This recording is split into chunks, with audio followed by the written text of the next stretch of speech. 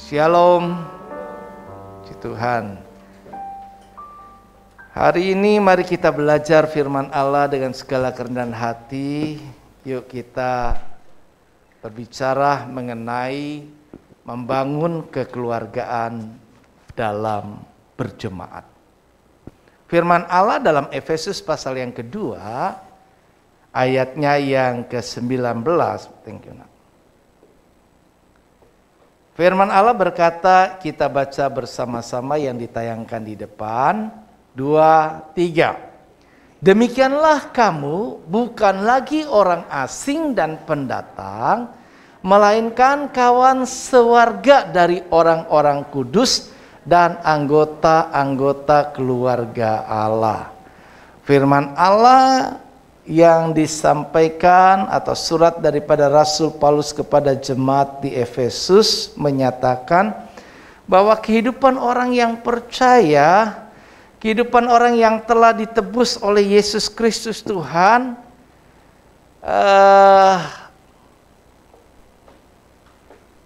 tidak lagi hanya menjadi orang yang menjadi tamu, pendatang atau orang asing. Dibandingkan di waktu yang lalu, kita kenal, kita tahu bahwa memang yang dinyatakan Tuhan bahwa umat Israel itu adalah umatnya Allah.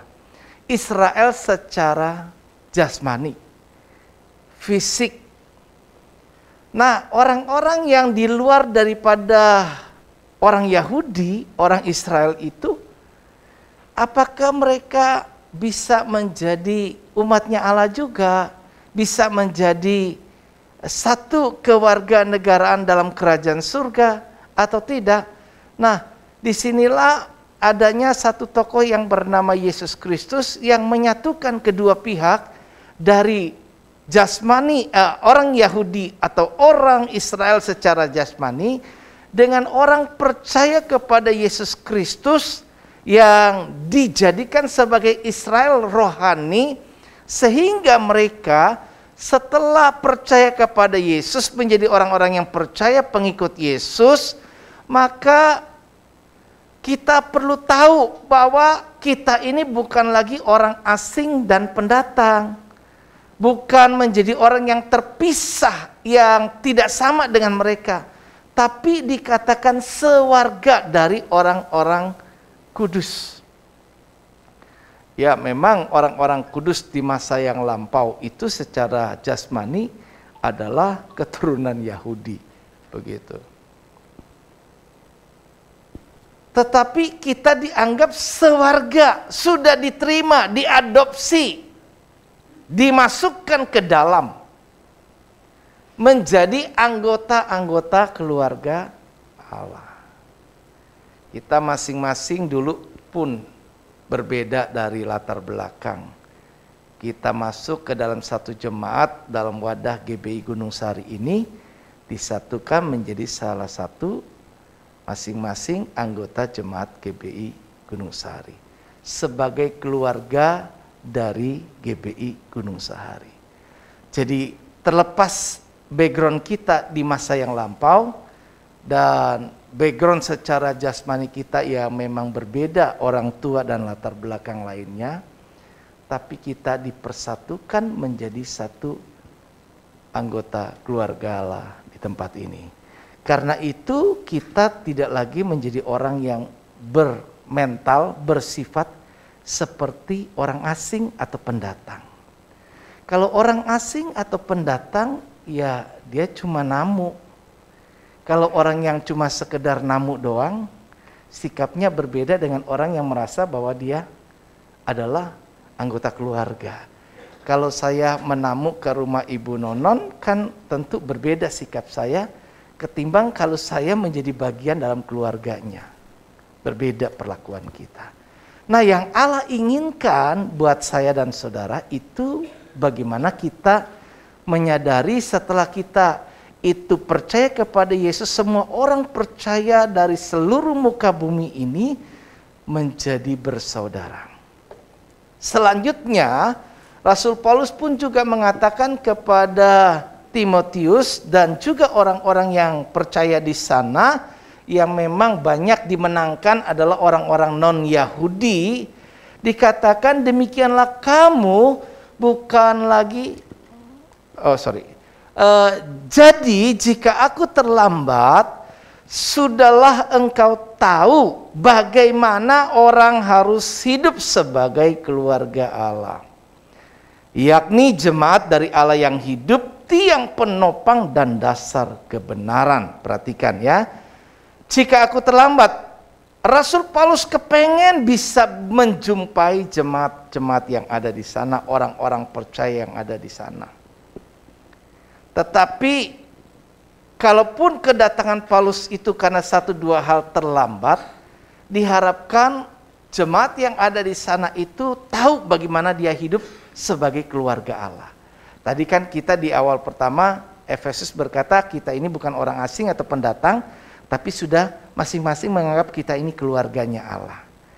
Dalam Tuhan kita bersaudara. Betul? Bersaudara kita. Jadi kalau kita adalah sama-sama satu keluarga, maka gimana sih hidup sebagai satu keluarga? Itu loh maksudnya. Tahu nggak sih? Gitu loh. Nah, satu keluarga ini ya jadi jemaat dari Allah yang hidup loh. Allah yang hidup itu artinya dia bisa mengerjakan apapun juga. Kalau kita menjadi satu keluarga, dari satu keluarga atau kepala keluarganya itu adalah orang yang seperti hebat, kita juga tahu bagaimana memperlakukan sebagai orang yang hebat.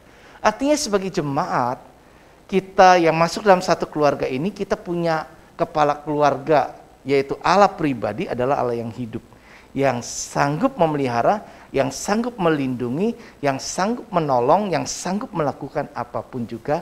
Sebab Allah sebagai kepala keluarga, karena kita ada keluarganya Allah, itu adalah Allah yang hidup. Dan kita ini dikatakan tiang penopang. Artinya di sini keberadaan kita sebagai gereja menjadi tiang-tiang penyangga supaya bagaimana pekerjaan Tuhan ini bisa tetap kokoh kuat dan dasar kebenaran. Artinya bahwa apa yang menjadi kebenaran Tuhan itu didasarkan di dalam hidup kita ini, sehingga hidup jemaat ini bisa menjadi kesaksian yang memancarkan kebenarannya Allah itu. Jadi kehidupan masing-masing itu harus seperti itu. Dan untuk bisa lebih memahaminya, maka penting buat kita belajar dari bagaimana cara hidup jemaat yang di masa awal pertama. Dalam Kisah Para Rasul, pasal 2 ayat 41 sampai 47 di sana, akan diceritakan, kita sudah tahu ceritanya, bagaimana jemaat di awal mula-mula pertama itu yang aslinya itu benar-benar menjadi tiang penopang dasar kebenaran dari satu jemaat yang kokoh kuat dari Allah yang hidup di dalamnya. Nah, kita bisa lihat di sini bahwa jemaat yang pertama di situ adalah jemaat yang hidupnya berasaskan kekeluargaan. Kekeluargaan itu kental sekali, bisa kelihatan banget di dalam cara hidup berjemaat di masa yang lampau. Tapi cara hidup berjemaat kita di sini, kita ini kan satu anggota keluarga Allah. Kalau dikatakan per kelompok kecil pun, GBI Gunung Sahari lokal atau gereja lokal ini, dan gereja lokal yang lain, masing-masing kan gitu ya, keluarga-keluarga kecil. Tapi secara universal, secara menyeluruh, kita ini satu keluarga di dalam Tuhan. Maka ketemu di Australia, ketemu di Jerman, di Amerika, kita tetap bisa berkata engkau brother and sister. Jadi saudaraku laki-laki, saudaraku perempuan, kita merasa dekat. Kamu dulu jauh katanya, kalau kita baca tadi ya, dari Efesus. Di ayat-ayat sebelumnya. Kamu sebelumnya jauh, tapi sudah dibawa menjadi dekat. Kenapa? Sudah diterima, diadopsi, masuk dalam keluarganya Allah. Nah, asas kekeluargaan itu adalah hidup sebagai satu keluarga, yaitu keluarganya Allah. Nah, saudara-saudara, kita lihat kalau di dalam Kisah Rasul pasal yang 2 ayat 41 itu kira-kira Kan kita tahu ya, orang-orang yang menerima perkataan, saya kira-kira begini. Orang-orang yang menerima perkataan itu memberi diri baptis pada waktu itu ya, jumlah mereka bertambah menjadi berapa? 3.000 orang. Wah, luar biasa. Karena kenapa? Karena waktu itu Petrus khotbah setelah dipenuhi Roh Kudus, orang-orang berkumpul banyak dari berbagai negara, dan pada kesempatan itu Petrus menyaksikan bagaimana dia menjadi saksi yang luar biasa. Sehingga banyak orang menyerahkan diri percaya atas apa kesaksian yang disampaikan Petrus, dan ternyata KKR yang luar biasa di masa pertama itu 3.000 langsung bertobat. Terus setelah mereka ini kelompok yang begitu besar jumlahnya, akhirnya mereka bersekutu, berkumpul tiap-tiap hari di dalam bait Allah, dalam gereja, dalam rumah Allah, dalam sinagog pada waktu lampau. Mereka berkumpul tiap-tiap hari, ya. Wah, kemudian rasul-rasul karena sudah dipenuhi, diperlengkapi dengan baptisan Roh Kudus, baptisan kuasa, sehingga rasul-rasul pada waktu itu, murid-murid Tuhan itu penuh dengan kuasa. Dia banyak mengadakan mujizat luar biasa dan tanda-tanda yang heran, dan akhirnya terjadi kebangunan rohani yang luar biasa. Yang sakit disembuhkan, dan banyak hal yang kita bisa baca dalam kisah para rasul pada waktu itu ya. Tetapi semua yang diceritakan di dalam kisah 2 ini adalah jemaat itu berkumpul, dikatakan tetap bersatu. Mereka tetap bersatu. Kepunyaan mereka kepunyaan bersama. Mereka berbagi dan banyak hal yang lainnya. Mereka sehati, ya, berkumpul, berdoa, perjamuan, ya, memecahkan roti dan sebagainya. Makan, ada perjamuan kasih, makan bersama-sama. Dulu di gereja ini cukup sering kita ngadain ya, perjamuan kasih. Biasanya ibu-ibu suka demen masak. Dan di Gunung Sari cirinya orang-orang ibu-ibu ini masakannya enak-enak. Bagi saya sih enak begitu kan ya. Sepanjang sudah pada tahu kan, no pork, no lard. Tidak ada babi, tidak ada minyak babi. Tapi puji Tuhan orang Gunung Sari sudah tahu kalau masaknya pada kagak pakai babi. Nah, kita bisa lihat di sini gereja itu sudah menjadi extended family. Artinya perpanjangan keluarga kita di masing-masing keluarga kita. Gereja itu menjadi gereja yang bersahabat. Gereja kita ini harusnya, kan khususnya di Gunung Sari beda ya. Memang ciri orang gereja yang besar dengan kecil ada kelebihan dan kekurangan. Kalau terlalu besar, kita masing-masing individu ya. Ya, datang cuma jadi kayak pendatang, nggak kenal satu sama lain, bahkan jemaat dengan gembalanya juga nggak terlalu begitu kenal, begitu kan ya. Apalagi kalau udah begitu banyak, ya, ketemu gembalanya lebih gampang ketemu Tuhan, gitu kan. Banyak lapisan-lapisannya, begitu kan ya. Waduh, kalau mau ketemu si ini, wah ketemu ngomong dulu, protokolnya harus dengan ini, kayak mau ketemu presiden, begitu kan. Repotnya luar biasa. Tapi jemaat yang kecil kita kayak orang keluarga, ya kan. Sedikit yang ini, waduh, kita sudah tahu segala macam begitu kan, banyak. Tapi kalau kita bisa lihat positifnya di sini, harusnya kalau kita menjadi gereja yang bersahabat satu dengan lain, satu dengan yang lain ini yang sekarang ini, di masa yang sekarang ini, dengan perkembangan zaman dan teknologi, itu mulai hati-hati, mulai terpinggirkan, mulai tergeser. Bahkan sekarang serba instan, kehidupan tata cara kita, dan terlebih lagi sekarang masuk ke dalam masa di mana kita ini berada di pandemi, maka kehidupan cara kita beribadah, cara kita berjemaat pun sudah mulai berubah. Tetapi pada waktu lampau kita lihat bahwa terbangun suasana kehidupan berjemaat yang nyaman dan disukai semua orang. Kenapa? Itu kasihnya nyata. Mereka satu sama lain tulus. Tulus itu nggak mudah, ya kan? Tulus itu benar-benar, wah, plong bersih. Enak banget deh. Itu kalau yang kayak gitu, refleksi hidup, hubungan satu dengan lain tulus, rasa suasananya bersahabat, semua orang senang, nyaman.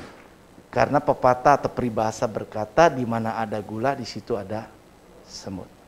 Kita nggak ngundang semut, pokoknya kasih taruh manis aja di situ. Semut tahu aja tuh, dia kumpul bisa dan bawa teman-teman gitu. Begitupun juga dalam suasana gereja yang bersahabat, suasana gereja yang nyaman kehidupan satu dengan lainnya, itu akan banyak orang datang dengan sendirinya. Mereka akan senang menjadi bagian komunitas yang diterima apa adanya, ya, tanpa ada maksud-maksud yang lainnya. Sehingga dengan begitu akan terjadilah pertumbuhan kualitas dan kuantitas jemaat. Kualitas dan kuantitas. Nggak cuma kuantitas jumlahnya yang bertambah, tapi kehidupannya bertambah juga kualitasnya. Kenapa? Karena ketika mereka berkumpul itu mereka diajar. Mereka bertekun dalam pengajaran rasul-rasul. Rasul-rasul ini meletakkan dasar-dasar ajaran kekristenan, ajaran Yesus itu, dan itu yang harus diikuti sampai masa yang akan datang pun. Karena itu dituangkan di dalam perjanjian baru, Alkitab, kitab suci orang percaya. Jadi diajar di situ norma-norma kehidupan yang seharusnya kayak apa. Dan mereka bertekun di ajaran itu dan menghidupi pengajaran itu. Sehingga kualitas hidup masing-masing pribadi orang itu benar-benar terbentuk.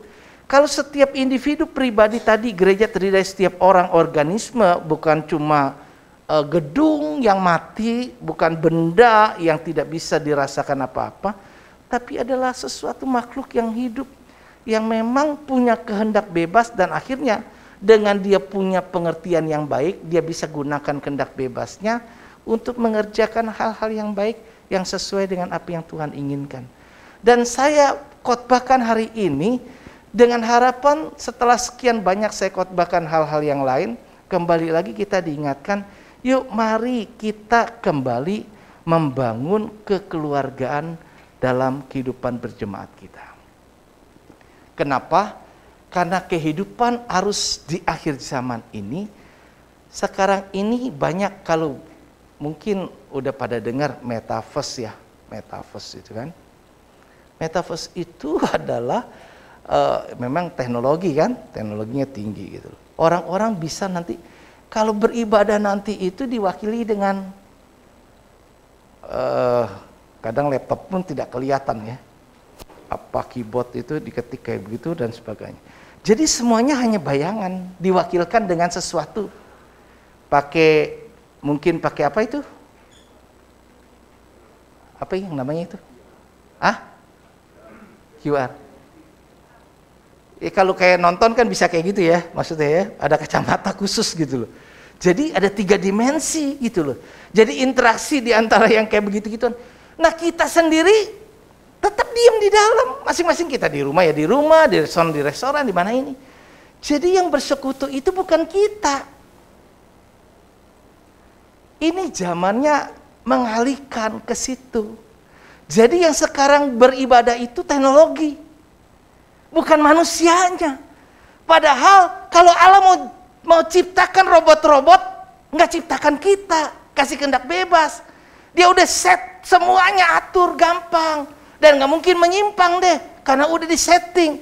Tapi itu tidak dilakukan oleh Allah. Allah kasih kehendak bebas kepada manusia yang dibuat oleh tangannya sendiri, dengan harapan ada inisiatif yang datang dari hati manusia yang mau hampiri Tuhan, senangkan Tuhan dari dirinya.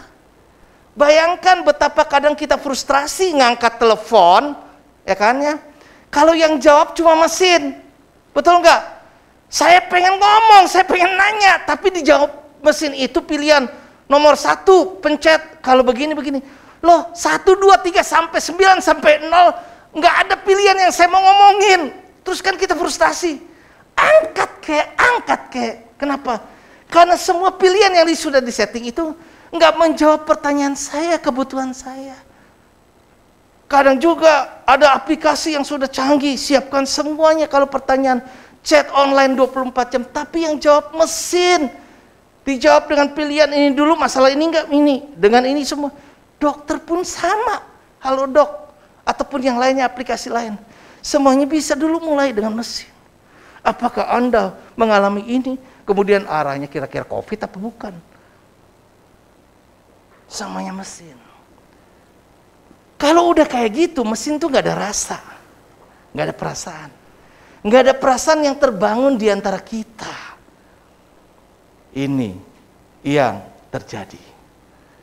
Nanti akhirnya buntut-buntut karena udah terbiasa. Maka genaplah Alkitab, kasih kebanyakan orang menjadi dingin. Kenapa? Kasih itu kan perasaan, betul nggak? Nggak ada lagi perasaan.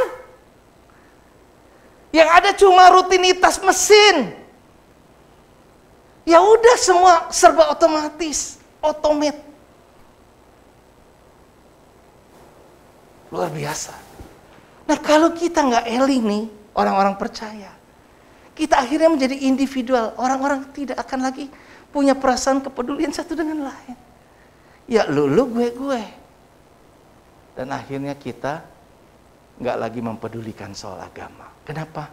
Semua bergeser. Maka ada pernyataan dalam teologi modern itu, Tuhannya itu adalah bukan Allah, tapi teknologi yang tercipta bisa serganya. Kita diperhadapkan dengan usaha manusia menghidupkan manusia yang mati, bukan? Padahal hidup itu yang menentukan adalah Tuhan. Tapi manusia berusaha membuat kehidupan. Luar biasa canggihnya. Tapi kalau kita itu lupa esensi yang Tuhan mau, ini yang berbahaya. Karena itu yuk kita belajar, ada hal yang harus kita bangun, yaitu saya singkat dengan KSK. Apa? KSK. K pertama adalah kebersamaan. Dalam keadaan kita kumpul seperti ini bersama, belum tentu ada rasa kebersamaan.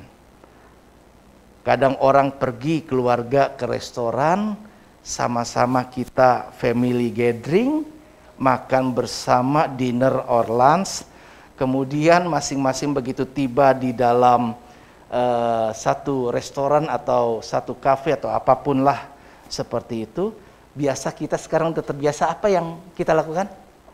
Masing-masing buka handphone, masing-masing buka WA, masing-masing buka dengan kesibukan. Terus berkumpul bersama satu dengan lain diam. Ada komunikasi.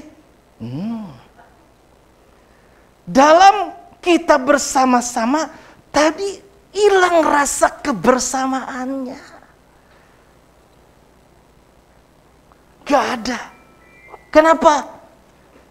Teknologi ini yang bisa mengalihkan kita dari banyak hal. Teknologi baik nggak salah, membantu. Tapi manusia bisa kebablasan kalau lupa. Kita adakan nih sekarang dengan live streaming ada. Tapi live streaming ini hanya untuk orang-orang yang sebenarnya memang karena gangguan kesehatan nggak bisa datang. Ketika sudah ada kesempatan bisa datang. Karena firman Allah tidak pernah digagalkan satu ayat pun yang berkata di dalam Ibrani 10 ayat 25, janganlah hendaknya kamu menjauhkan diri dari pertemuan-pertemuan ibadah. Pertemuan, ketemu. Bukan nggak ketemu. Tapi orang kemudian lebih senang. Akhirnya terbiasa. Udahlah, saya online aja. Saya ini aja. Sehingga kita ini bersama secara teknologi, tapi tidak ada rasa kebersamaan yang terbangun. Ini banyak orang Kristen akhirnya mulai kayak gitu. Sehingga orang yang bukan non-Kristen, kesatuannya gampang terbentuk loh. Tapi yang Kristen kita bisa lihat, individu masing-masing. Gereja bangun kerajaannya sendiri. Mereka urus urusan mereka sendiri. Padahal harusnya ada kebersamaan.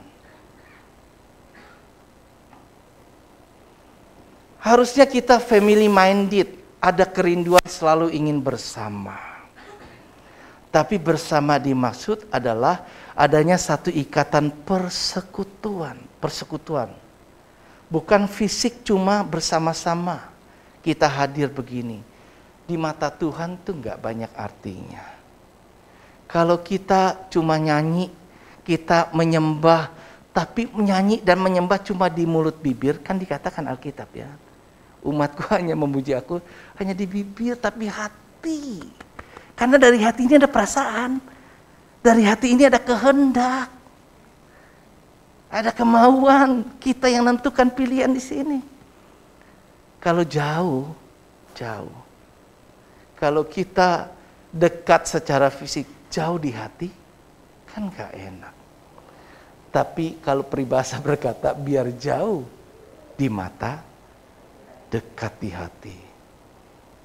Tapi kelihatannya gombal. Bener enggak? Tapi sekali lagi teknologi tidak ada yang salah, saya mau katakan. Live streaming bagus. Dengan begitu kan terekam. Orang-orang yang nanti kemudian gak berkesempatan bisa buka akses dan ibadah. Tapi kan jujur ya, kita kalau ngikutin di luar daripada yang kayak gini, beda kan keseriusan kita ibadah, serius beneran. Di sini kita berdandan baik, ya kan ya, mandi dulu lah paling enggak, ya kan ya. Kalau di rumah mungkin kita belum gosok gigi, ya kan ya, belum apa gitu kan. Terus kalau dia lagi ditayangkan pujian, ya paling kita dengerin ya kan ya. Atau sambil gosok gigi dia nyanyi, kita setel, ya kan. Kita gak ikut terlibat di dalam ibadah, kita cuma denger kayak konser. Yang Tuhan mau apa? Kita merasa saya sudah ibadah. Benar gak sudah ibadah? Ibadah itu kita ke Tuhan. Ini yang saya mau sampaikan. Kalau kita tidak, wah kecil biar kecil lah, saya ajarin dulu. Ingatin walaupun sudah hebat semua. Ya? Yuk kita menjadi bagian di dalam hubungan kita dengan Tuhan. Dengan Tuhan nggak boleh diganti-ganti, karena yang Tuhan mau lu. Saya mau kamu. Saya mau kamu yang datang. Kalau jadi orang tua mungkin satu ketika akan memahami. Kalau anak nggak pernah datang ke rumah, tapi angpaunya datang, kirimannya datang, terus emaknya senang nggak? Dia cuma bilang, nah, gak usah bawa apa-apa ke sini. Yang mama perlukan kamu. Tahu nggak, seperti itu juga Tuhan. Dalam kebersamaan kita pun sama. Yuk kita perlu ada kebersamaan itu. Rasa kebersamaannya. Enggak masing-masing individu sibuk dengan urusannya. Nah, kita berjemaat seringkali sibuk dengan urusan kita masing-masing.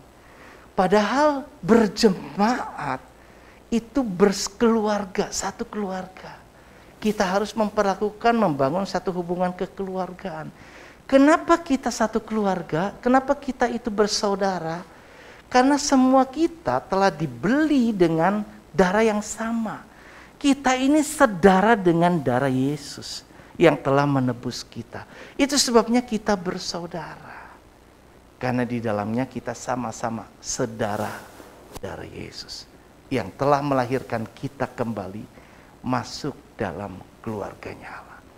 Dan sebagai keluarga, kau saudaraku, tiada yang dapat memisahkan kita.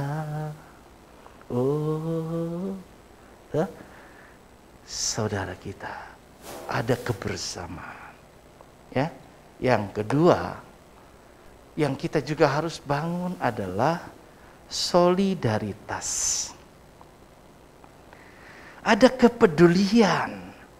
Dalam hidup berjemaat pertama, itu mencolok sekali kepedulian satu dengan yang lainnya. Ada yang kekurangan, nggak sungkan-sungkan untuk berbagi dengan mereka sesuai dengan keperluan masing-masing, dikatakan firman dalam Kisah Rasul 2 ayat 41 sampai 47 tadi. Ada perasaan empati, bisa turut merasakan engkau tidak sendiri, ada aku bersamamu. Seharusnya kan gitu. Nggak ada jemaat yang berjuang sendiri. Nggak ada pelayan Tuhan yang berjuang sendiri. Nggak ada gembala yang berjuang sendiri. Sementara semua, kalau kita satu keluarga, kita bangun solidaritas, ya dong. Kalau ada keperluan dalam satu keluarga itu, ada hal yang perlu diperbaiki dalam keluarga itu, kan harusnya masing-masing anggota keluarga merasa terlibat di dalamnya. Peduli, rumah kita bocor. Masa yang satu udah kayak hotel rumahnya nggak peduli, masa bodoh. Yang penting gue kerja pulang malam, pulang masuk kamar tidur, yang bocor kan bukan kamar gue. Begitu enggak? Enggak harusnya. Ya, ada loyalitas, kesetiaan, terbangun rasa setia kawan. Itu ayat 45 dari bacaan yang Kisah Rasul pasal yang kedua. Ya. Dengan begitu Ibrani 10 ayat 25, sebelum jangan kita menjauhkan diri dari pertemuan ibadah, dikatakan itu supaya kita itu saling memperhatikan. Saling perhatiin. Bangun solidaritas dengan cara yuk belajar saling memperhatikan. Agar ada kepedulian di dalamnya. Ya. Karena itu maka kita ini dilengkapi dengan indera dari Tuhan. Maka kita melakukan satu sama lain, ada pelayanan mata. Artinya mata kita itu kita pergunakan. Yuk mari kita saling memperhatikan. Lihat jemaat yang mana yang hari ini gak hadir. Kita lihat jemaat mana yang kelihatannya kok waktu saya ibadah sama kamu murung terus. Kelihatannya kamu ada masalah. Sepulang ibadah, diam-diam kita hampiri dan bertanya kepadanya. Bagaimana kabarmu? Dan sebagainya. Kenapa? Karena kita tahu, kita saling memperhatikan. Kalau kayak gini, terus saya perhatikan kamu juga satu ketika ada yang perhatiin kita. Kan seneng, betul nggak? Seneng banget. Kan dulu saya bilang, saya bersaksi ketika saya baru pertama kali masuk rumah sakit, cuma gara-gara, makanya amit-amit jangan lagi sembarangan punya keinginan. Dulu saya punya keinginan karena pengen coba. Saya pikir selama ini saya kan kunjungin orang doang gitu kan. Enak ya di rumah sakit diperhatikan gitu loh. Dikunjungin datang. Enak kali ya gitu ya. Dulu kan saya nggak pernah sakit kayak gitu. Jadi saya pikir kayak gitu enak. Maka ketika saya dikasih cobaan satu, nih lu sakit lu.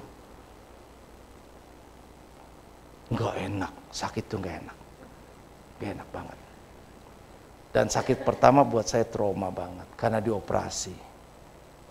Cuma satu dikasih doang gara-gara bisul. Ya, hati-hati dengan bisul. Cuma gara-gara bisul waktu itu kan. Udah pernah kan dengar ceritanya gitu loh. Kan? Nah, yang kayak begitu. Pada dasarnya setiap kita butuh diperhatikan. Karena itu belajar saling memperhatikan. Pakai mata untuk melihat satu dengan lain. Berikan perhatian, tunjukkan perhatian. Orang akan senang dengan kita kalau kita jadi orang yang perhatian. Terus pelayanan kata, mulut kita nih. Jangan mulut kita ini melemahkan. Pakai mulut kita untuk membangun, kata firman. Kan? Kalau 4 ayat yang ke-6, ya, supaya kita itu saling mendorong, saling berbuat sesuatu yang baik dalam kasih. Kasih semangat kalau ada yang lemah. Kalau ada orang yang merasa, aduh kayaknya gimana ya, kayaknya gue berjuang sendiri kalau gini-gini sendiri. Datang sama dia, tenang bro, tenang sis, engkau tidak sendiri, ada aku kok. Apa yang bisa kubantu? Tadi kan bangun solidaritas. Perhatikan, mulut kita pakai. Terus pakai juga kuping kita. Mungkin ada orang-orang yang kepengen curhat, ya. Tapi jangan ngember setelah tahu, terus nyebar kemana-mana. Orang gak berani lagi curhat sama kita. jaga rahasia orang. Tapi berikan kita ini telinga untuk mau dengar. Barangkali saya mau curhat loh, walau jadi gembala. Siapa yang mau dengerin saya? Tapi juga jangan ngember ketika diceritain, terus ngomongin lagi. Kalau ngomongnya bener, kalau ngomongnya tas yang saya katakan A, tiba-tiba adalah AB, ada bumbunya tambah lagi, sampai sono udah Z. Waduh, kacau ini. Bilangnya asalnya dari saya. Bahaya. Terus tangan, ringan tangan, bantu topang orang. Apa yang bisa ku bantu? Dan akhirnya kaki. Jangan biarkan, dulu kita masih sering kunjungan ya. Sekarang ini pandemi kadang-kadang dilema kita. Antara begini, saya kunjungin kamu takutnya kamu gak bersedia. Karena takutnya saya bawa virus begitu kan ya. Tapi akhirnya kan yang tadi begitu loh. Kita ini akhirnya serba salah gitu, dilema. Nggak dikunjungin juga salah, dikunjungin salah. Tapi sekarang kita sudah menemukan cara kan, bahwa sepanjang nggak buka masker, kan hidup sekarang kita diajarkan apa? Bersahabat dengan pandemi, hidup berdampingan katanya kan. Ya udah pakai masker aja, kan? Pakai masker. Lakukan bagian kita. Cuci tangan, protokol kesehatan dikerjakan. Tenang aja. Sebenarnya pemerintah untuk level 1, sekarang level berapa kita ya di Jakarta? Kalau udah level 1 itu 100% berjemaat, beribadah udah boleh. Sudah keluar dari beberapa minggu yang lalu peraturan menteri.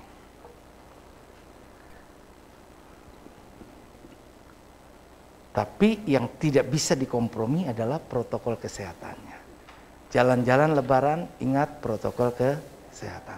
Apapun juga protokol kesehatan. Karena memang itu akan menjadi pelindung buat kita. Ya. Yuk, yang terakhir saya sampaikan adalah, habis. Oh iya, ini kesatuan ya. Kita bangun kesatuan. Yohanes pasalnya yang ke-17, kalau baca ayat 11, ayat 21, ayat 22. Yesus datang berdoa kepada Bapaknya, Bapa, permintaan dia adalah satu, jadikan mereka satu. Ayat 11, aku tidak lagi ada di dunia ini ya Bapa. Aku tidak lagi bersama dengan mereka. Aku datang kepadamu Bapa. Tapi aku mohon, tolonglah mereka. Jadikan mereka satu. Sama seperti engkau dengan aku Bapa. Biarlah mereka juga satu dengan kita. Dan diantara mereka jadi satu. Kesatuan ini yang bisa menghancurkan kalau tidak terbangun. Indonesia yang hebat, kan di rongrongnya sekarang ini, dulu pejuang-pejuang pertama berjuang apa? Demi Indonesia bisa merdeka. Bisa menang, bisa merdeka kenapa? Ada kesatuan. Orang-orang walaupun sebagian kelompok kecil yang mau dipakai penjajah untuk adu domba, jadi alat dia. Peperangan kita melawan penghulu di udara. Dia juga yang menjajah hidup manusia, supaya bisa sedapat mungkin seperti singa yang mengaum-ngaum menarik kita jadi teman dia nanti. Neraka masih kosong. Nanti iblis baru dijebloskan. Orang-orang yang meninggal tidak percaya belum masuk neraka. Semua yang mati itu ada di tempat penampungan sementara. Sorga masih kosong. Tapi saya nggak perpanjang ngomong itu. Neraka dibuat bukan untuk manusia. Tuhan buat neraka itu untuk setan iblis yang memberontak sama dia. Tapi setan iblis itu orang yang sudah jatuh, tahu bakal dihukum, nggak pernah mau sendiri. Dia akan cari orang-orang yang akan menemani dia.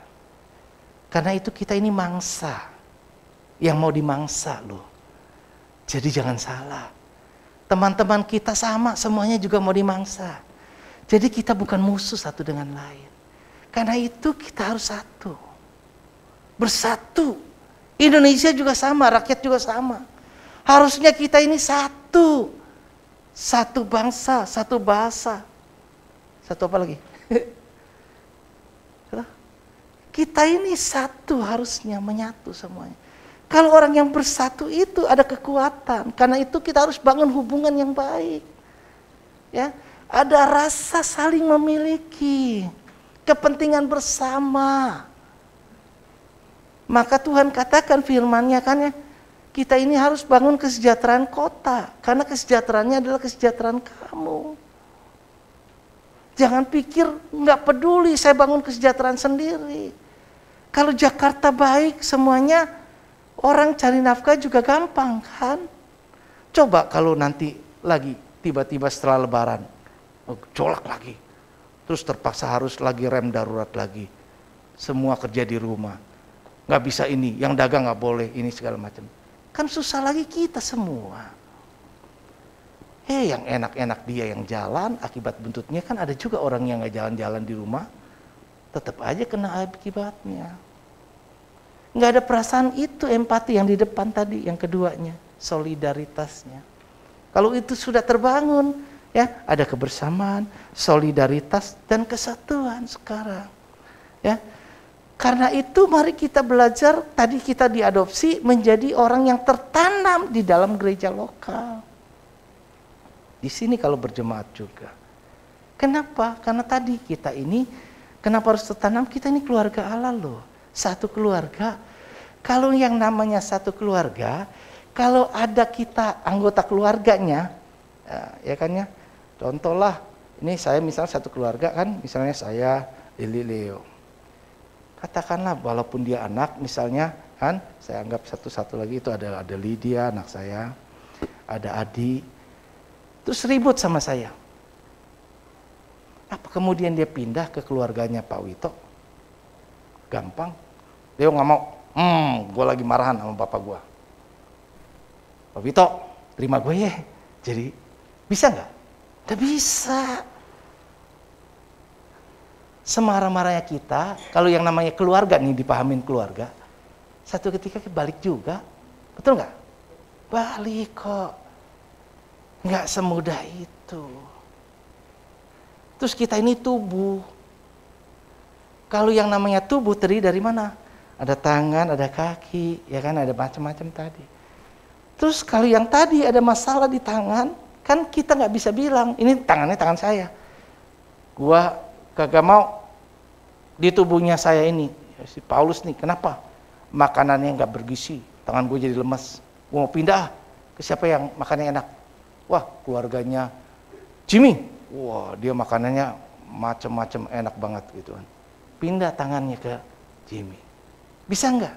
Nggak bisa. Tangan saya kayak begini, masuk di bodinya Jimmy. Nanti jadi jelek itu.